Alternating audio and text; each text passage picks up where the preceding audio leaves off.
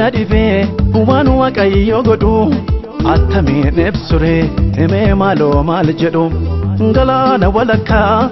nama adeemsisa abiddooma keessatti qabbaneeffachiisa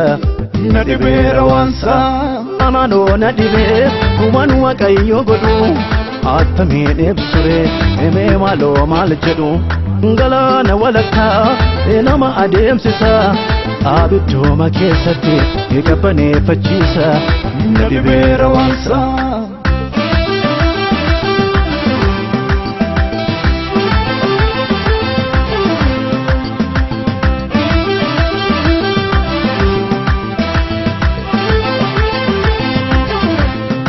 halaan abdii kuttanii meerran jedhina isaanii halaan abdii kuttanii meerran jedhina isaanii jira waaqayyo jira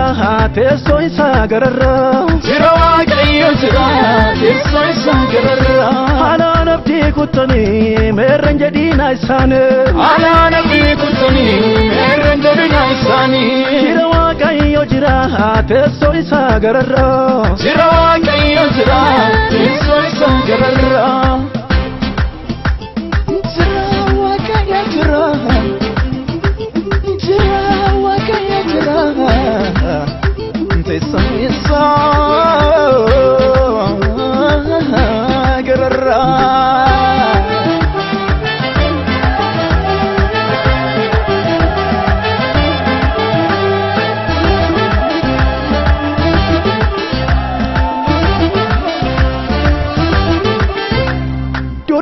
dalfoote akka ilma deessu eenyu yaade beeka kattaan bishaan yaase akka nama baasu eenyu yaade beeka du'oona furbulee akka du'aa ka'u eenyu yaade beeka leenjisaa filaafira akka namaaf ta'u eenyu yaade beeka hunduu ni danda'ama isaaf garuu ni danda'ama hunduu ni danda'ama isaaf garuu ni danda'ama hunduu ni danda'ama isaaf garuu ni danda'ama hunduu ni danda'ama isaaf garuu ni danda'ama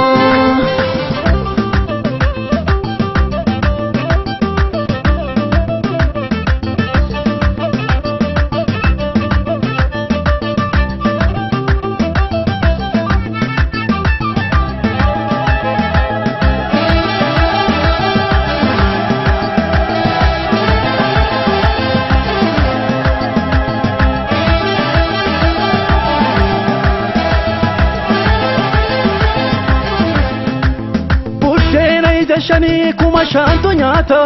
eenyu yaade beeka barbadaa walakkaa namni ni jiraata eenyu yaade beeka haadhamaa sitaatti namni qarmi buutu eenyu yaade beeka cuuggee keessaa bu'ee akka gaanii guutu eenyu yaade beeka hunduu ni danda'ama isaaf garuu ni danda'ama hunduu ni danda'ama isaaf garuu ni danda'ama hunduu ni danda'ama isaaf garuu ni danda'ama hunduu ni danda'ama isaaf garuu ni danda'ama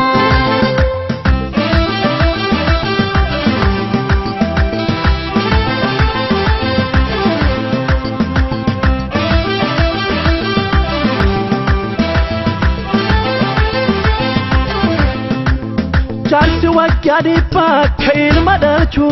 eenyu yaade beeka tiksituun hoolotaa akka biyya bulchu eenyu yaade beeka waggaa 40 fi kophee nama baatu eenyu yaade beeka daaku konye tokko waggaa 3 nyaatu eenyu yaade beeka kun hunduu ni danda'ama